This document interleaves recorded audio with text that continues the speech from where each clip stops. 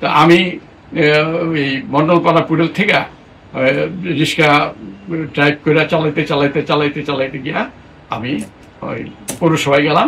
নারায়ণ রিক্সা drivers ইউনিয়নের সভাপতি, তখন রিক্সা মালিক সমিতির সভাপতি ছিল নূর মোহাম্মদ ভাই। নূর মোহাম্মদ ভাই আবার এই সরকার প্রতিনিধি হিসাবে নারায়ণগঞ্জ পৌরসভার কমিশনার ছিল।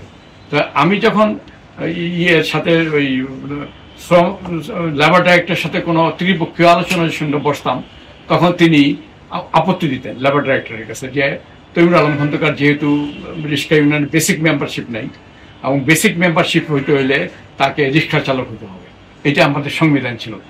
তাকে রিক্সা ড্রাইভিং লাইসেন্স না থাকলে সে সদস্য হতে পারবে না, এবং সদস্য না হওয়া পর্যন্ত সে রিক্সা ড্রাইভার্স ইউনিয়নের সভাপতি থাকতে পারবে না। তখন আমি বাধ্য হই আবার ড্রাইভিং লাইসেন্সের জন্য যাই। তখন গলাচিয়া বাড়ি বাদশা চাষা ছিল এটার license officer. Monalisa heavy flow 15 piece প্যাকেটের সাথে 8 পিসের একটি প্যাকেট একদম ফ্রি। আর নূরে আজম বাবু এখন আমেরিকাতে থাকে, সে ছিল অ্যাসিস্ট্যান্ট লাইসেন্স অফিসার। তো তারা বললো যে না, রিক্সা ড্রাইভিং লাইসেন্স নিতে হইলে রিক্সা চালায় দেখাই দিব। তা আমি বললাম, তখন আমি আবার নারায়ণগঞ্জ বারেরও মেম্বার। তা আমি এই মন্ডলপাড়া পুডেল থেকে রিক্সা ড্রাইভ করে চালাইতে গিয়া আমি ওই পৌরসভায় গেলাম। তারা আমার পরীক্ষা নিল যে লাল বাতি জ্বালাইলে কি হবে, গ্রিন বাতি জ্বালাইলে কি হবে, এসব পরীক্ষা দেওয়ার পর আমার ড্রাইভিং লাইসেন্স পরীক্ষাটা হইল, ড্রাইভিং লাইসেন্সও দিল। এইটা নিয়ে আবার একটা তুমুল কাণ্ড হয়ে গেল।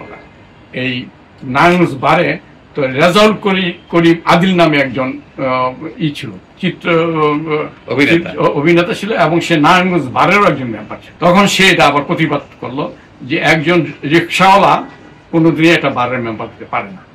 তো এটা নিয়ে প্রচন্ড হইচই। তখন আমি আইনজীবী সমিতি যে আমাদের আছে তাদেরকে আমরা বললাম যে এটা এখন আপনাদের ইচ্ছা, আপনারা আমাদের বারের মেম্বার রাখতে পারেন, নাও রাখতে পারেন, কিন্তু আমি নারায়ণগঞ্জ রিক্সা ড্রাইভার ইউনিয়ন করবো। আমি এটা সভাপতি হিসাবে দায়িত্ব পালন করতেছি, দায়িত্ব পালন করবো। তো পরবর্তী সময়ে তারা আমার বারের থেকে আর আমার সাসপেন্ড করে নেয়, নতুবা আমাকে বার থেকে ডিসমেম্বার করে দেওয়ার জন্য একটা প্রস্তাব উঠছে।